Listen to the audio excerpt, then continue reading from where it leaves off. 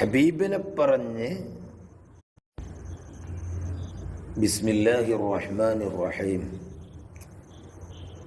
ഹബീബിനെ പറ്റി പറഞ്ഞ് പ്രതിഫലം വാങ്ങുക. അള്ളാഹു ഹബീബിനെ പറഞ്ഞ് സ്വാലിഹീങ്ങളിൽ നമ്മളെ ഉൾപ്പെടുത്തി തരട്ടെ. ആമീൻ.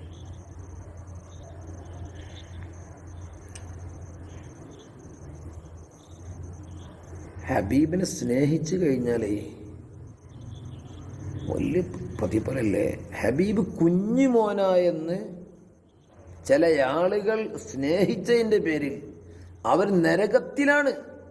നരകത്തിലായിരിക്കെ അതിൻ്റെ മധുരം, അതിൻ്റെ സ്നേഹം, അതിൻ്റെ രുചി അവർ അനുഭവിച്ചു കൊണ്ടിരിക്കും. അവർ അവിശ്വാസികളാണ്. പക്ഷെ അള്ളാഹുവിൻ്റെ ഹബീബിനെ ആദരിച്ചുകൊണ്ട് ചെറുപ്രായത്തിൽ ഹബീബിനെ സ്നേഹിച്ച രണ്ടാളുകൾക്ക് അല്ലാഹു തആല ഇളവ് നൽകുന്നു. അപ്പം ഞമ്മക്ക് എത്ര തരുമല്ല? ഹബീബിൻ്റെ ഉമ്മത്തിൽപ്പെട്ട ഹബീബ് കൊണ്ടുവന്ന ആശയങ്ങളും ആദർശങ്ങളും 100% ഒപ്പിയെടുക്കാൻ ശ്രമിക്കണ്ടല്ലേ നമ്മൾ? അപ്പം ഞമ്മക്ക് ഇത്ര കൂലിയായിരിക്കും. കേൾക്കി, ഇദാ കാന ഹാദാ കാഫിറൻ ജാഅ ദമ്മുഹു വതബ്ബത് യദാഹു ഫിൽ ജഹീമി മുഖല്ലദാ. ഇദ്ദേഹം കാഫിറാണ്. അദ്ദേഹത്തിനെ പറ്റി വളരെ മോശമായിട്ട് ഖുർആനിൽ വന്നിട്ടുണ്ട്. ആരാണത്? അബൂലഹബ്. വതബ്ബത് യദാഹു ഫിൽ ജഹീമി മുഖല്ലദാ. അവൻ ശാശ്വതമായും നരകത്തിലാണെന്ന് വിശുദ്ധമായ ഖുർആനിൽ, അവൻ്റെ ഭാര്യയും നരകത്തിലാണ് വിശുദ്ധമായ ഖുർആനിൽ വന്ന ഇദ്ദേഹം. അത്താ അന്നഹു ഫീ യൗമിൽ ഇസ്നൈനി ദാഇമാ യുഖഫഫു അൻഹു ലിസ്സുറൂരി ബിഅഹ്മദാ. ഹദീസിൽ വന്നിട്ടുണ്ട് എന്ത്? എല്ലാ തിങ്കളാഴ്ചയും അദ്ദേഹത്തിനേക്ക് നരകത്തിൽ ഇളവുണ്ട്. എന്താ കാരണം? ലിസ്സുറൂരി ബിഅഹ്മദാ. അഹമ്മദ് നബി, മുഹമ്മദ് നബി സല്ലല്ലാഹു അലൈഹി വസല്ലം കുഞ്ഞി മോനായപ്പോൾ, കൈക്കുഞ്ഞായ സമയത്ത്, പ്രസവിക്കപ്പെട്ട ഉടനെ വല്ലാതെ സന്തോഷിയാളാണ് ഇയാള്. അതിൻ്റെ പേരിൽ ആഖിറത്തിൽ ശിക്ഷയിൽ ഇളവ്. ഇതെന്താ? ഇജ്ലാലല്ലഹു സ്വല്ലല്ലാ, അള്ളാന്റെ ഹബീബിനെ ആദരിച്ചത് കൊണ്ടാ. അള്ളാന്റെ ഹബീബിനെ ആദരിക്കുകയാണ്. അല്ലെങ്കിൽ അമലിന് ഷർത്തല്ലേ? അമല് കബൂലാവണമെങ്കിൽ ഷർത്താണ് ഈമാൻ. ഇവർക്ക് ഈമാനില്ലല്ലോ. അപ്പോ ഹബീബിനെ ആദരിക്കുകയാണത് ഈ ഇളവ്. അപ്പൊ എന്തായിരിക്കും? ഫമല്ലന്നു ബിൽ അബ്ദില്ലദീ കാന ഉംറുഹു ബിഅഹ്മദ മസ്റൂറൻ വമാതാ മുവഹിദാ. ഫമല്ലൻ ബിൽ അബ്ദില്ലദീ കാന ഉംറുഹു, ആയുഷ്കാലം മുഴുവനും ബി അഹ്മദ മസ്റൂറ സ്വല്ലല്ലാഹു അലൈഹി വസല്ലം, മുത്തുനബിയെ കൊണ്ട് സന്തോഷിച്ച് ജീവിച്ച, അവിടുത്തെ അവദാനങ്ങൾ പാടിയും പറഞ്ഞും അവിടുത്തെ നിയമസംഹിതകൾ സ്വീകരിച്ച് ഹബീബിനെ ചൊല്ലി, ഹബീബിനെ സ്വലാത്തു ചൊല്ലി, ഹബീബിൻ്റെ എല്ലാ സംഗതികളും അംഗീകരിച്ച്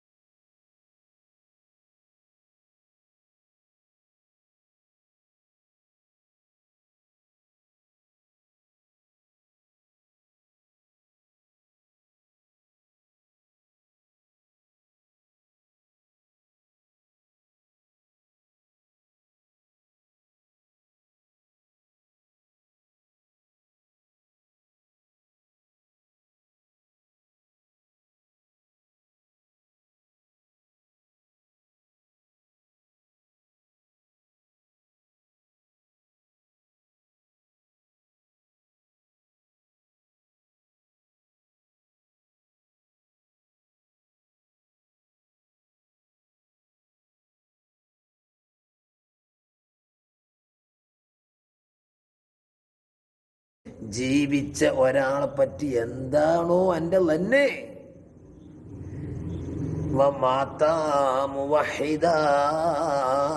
കൂടി വേണം.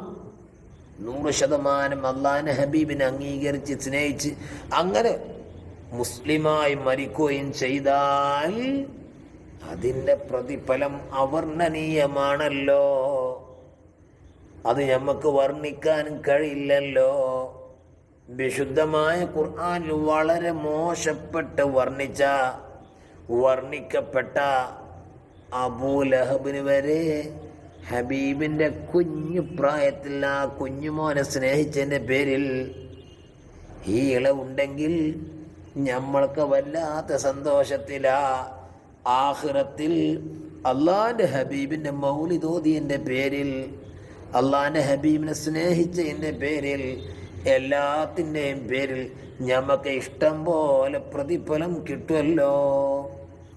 കിട്ടും ഇൻഷാ അല്ലാഹ്. അള്ളാഹു നൽകട്ടെ. ബഹുമാനപ്പെട്ട ഹസൻ ബസരി തങ്ങൾ പറഞ്ഞില്ലേ, എന്തേ ഇതൊക്കെ പോലെ മനസ്സിലാക്കി പറയാ. വദിത്തു ലൗ കാന ലീ മിസ്ലു ജബലി ഉഹദിൻ ദഹബാ. ഉഹദ് മലയോളം എനിക്ക് പൊന്നുണ്ടായിരുന്നുവെങ്കിൽ ലഅൻഫഖ്തുഹു അലാ ഖിറാഅത്തി മൗലിദിർ റസൂലില്ലാഹി സ്വല്ലല്ലാഹു അലൈഹി വസല്ലം. അതൊക്കെ ഞാൻ ചെലവഴിക്കുക എന്തിനാണ്? ഹബീബിൻ്റെ മൗലിദോദാൻ ഞാൻ ചെലവഴിക്കും. നമ്മളൊക്കെ സദ്യ ഉണ്ടാക്കിയോ? സൽക്കാരം, ഹബീബിൻ്റെ സൽക്കാരം ഉണ്ടാക്കിയോ? മൗലിദ് വീട്ടിലുണ്ടാക്കിയോ? നമ്മൾ ഉണ്ടാക്കും. സൽക്കാരങ്ങൾ പൊടിക്കും. മോളെ കല്യാണം കഴിഞ്ഞാൽ, പേരമോളെ കല്യാണം കഴിഞ്ഞാൽ, അയൽപക്കത്ത് കല്യാണം കഴിഞ്ഞാൽ മരുമകനെയും മരുമക്കളെയൊക്കെ നമ്മൾ സൽക്കാരിക്കും, പൊടിക്കും. ഹബീബിൻ്റെ പേരിൽ സൽക്കാരം ഉണ്ടാക്കിയോ? നല്ല അടിപൊളി ചോറ് വെച്ചു കൊടുത്തോ ഹബീബിൻ്റെ പേരിൽ? ഇല്ലേ? വളരെ വളരെ മോശം. ഞങ്ങളൊക്കെ ചെയ്തു നമ്മളെ വീട്ടിലൊക്കെ.